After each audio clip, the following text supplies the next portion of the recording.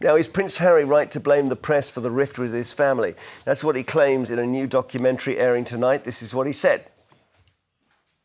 That your determination to fight the tabloids destroyed the relationship with your family. I think there's, that's certainly a central piece to it. But you know, that's a hard question to answer, because anything I say about my family results in a torrent of abuse from the press. I've made it very clear that this is something that needs to be done. It would be nice if we, did it as a family. I believe that, again, from a service standpoint, and when you're in a public role, that these are the things that we should be doing. So he believes his legal crusade against the tabloid press was central to the breakdown of his relationship with his family. What do you think about that, Mike? No, I think the reason his relationship with his family is broken down is because he betrayed his family in a very horrible way.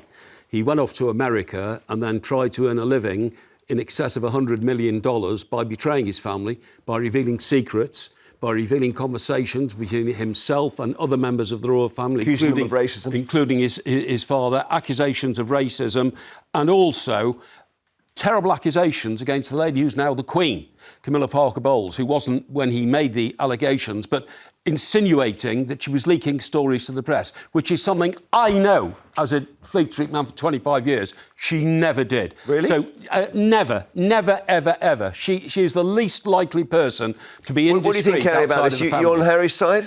I think that there is an entanglement between the royal family and the press, for sure. That is definitely, they are enmeshed in some way. And that is, I think, what Harry is saying. Let's just also add that he said it's certainly a central piece of it. He didn't say, this is all to blame. It's a part of it. And he also goes on to say, wouldn't it have been better if we had done this as a family, to come and say, actually, we don't want that enmeshment. We want to be able to speak for ourselves and not have our phones tapped. Look at them all there. We would say happier times. Andrew has somehow bustled in there. That was before the scandal, I think. Yeah. Harry was there, the Queen was there. It was before the illnesses, the King's illness. Absolutely. Princess Catherine's Just to pick illness. up on Carrie's point, you used the word enmeshment. I would say working relationship. There's always been a working relationship between the royal family and the press. When Diana was alive, and I was the news editor of the Daily Express, we knew where Diana was going to be all the time, because we used to get mysterious phone calls from people saying, oh, by the way, and if she had something to promote, a new dress or something like that. Now, that's the relationship between the press and the royal family.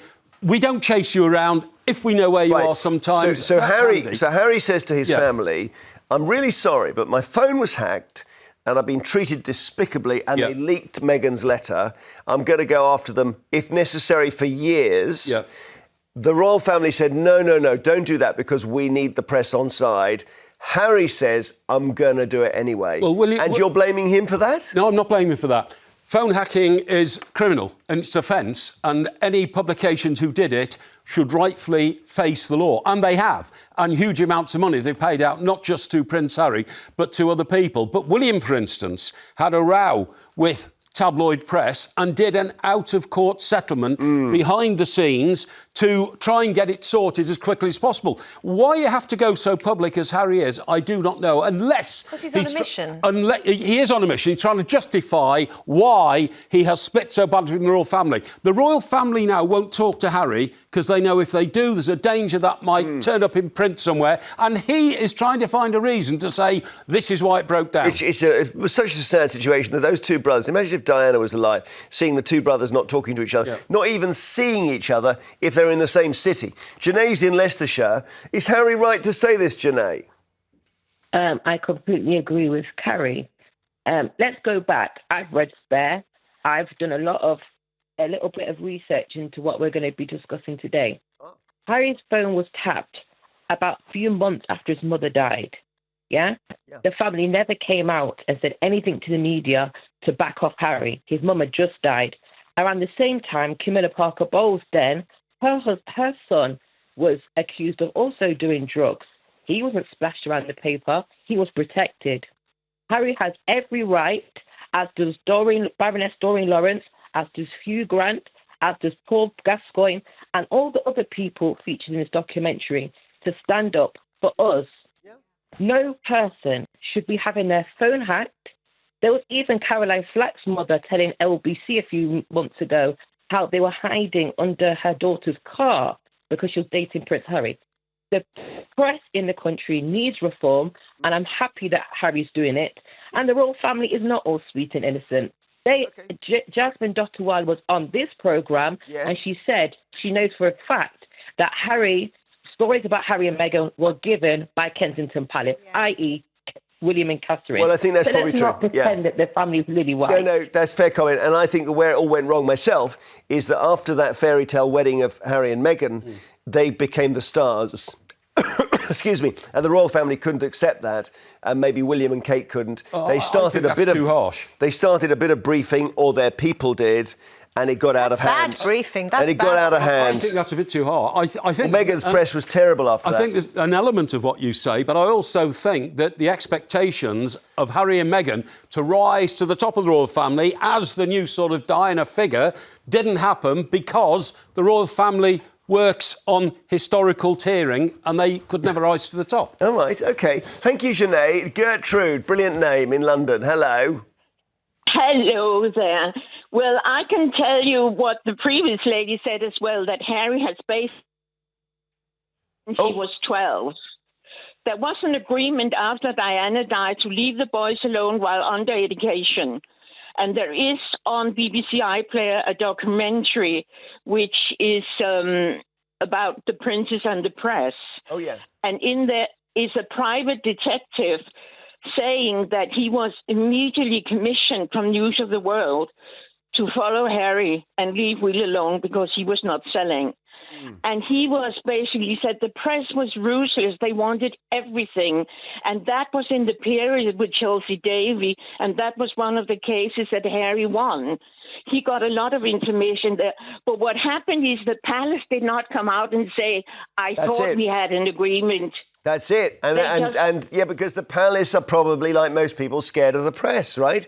So they think, well, they'll always back down. This is also what Anna Pasternak, not her.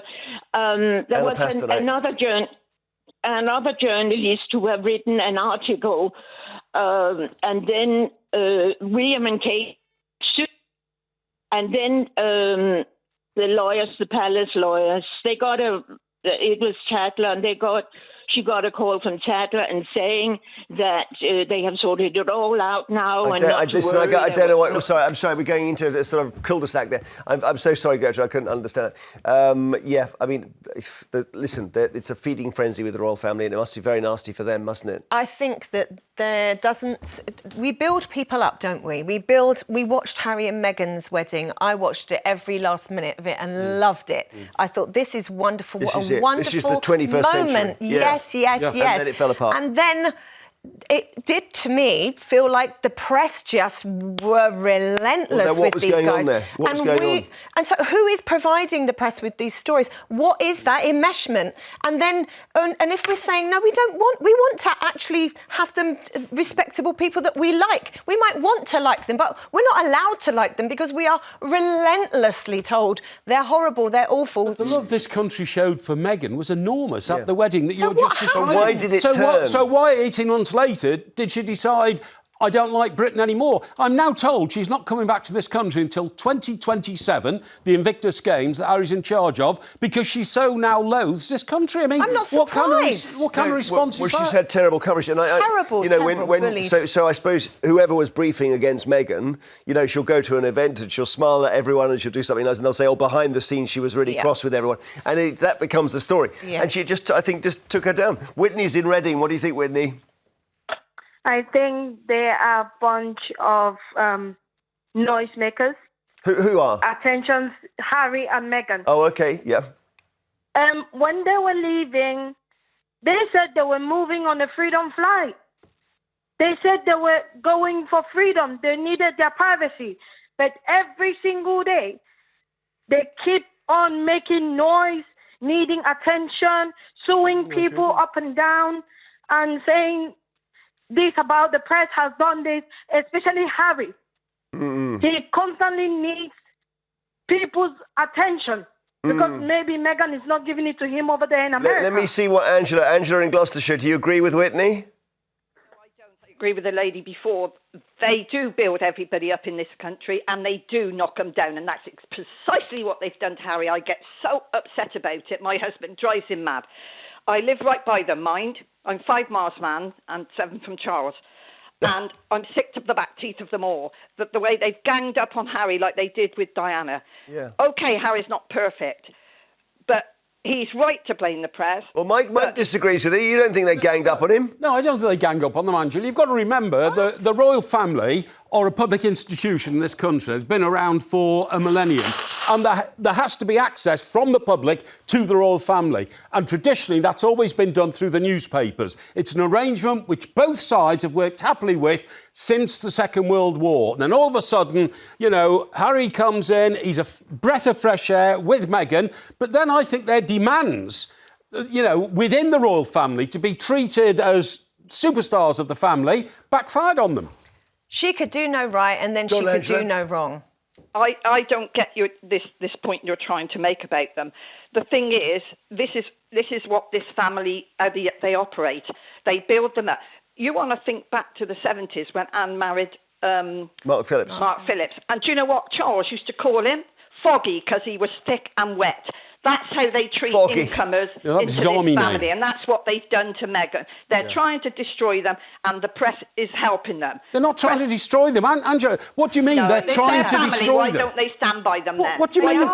What do you mean they're trying to destroy them? Who is trying to destroy the royal family, an institution which is widely loved in this country? Nobody's trying to destroy anybody. Briefing against Harry and Meghan. That's what she's saying. No, we're not trying to destroy anybody. You think so as well? I think they are trying to destroy Harry and Meghan. 100%. Why would they want to destroy them? Well, Carrie, why would they want to destroy them? They can't be the you stars. Tell me. Well, you tell me. You've got to tell me. You made the accusation. Because if you look at everything that Princess Kate does, Princess Catherine does, she can do no wrong. Yeah. Meghan can do no right, even if she does exactly the same things. Yeah. There is, whatever you want to call that, whatever the narrative is behind that, whatever value system people have that they put on her, their own racism or whatever, there is bad press about Meghan and unendingly great press about... Thanks to all our callers. Let's pause it there, Mike. Thank you.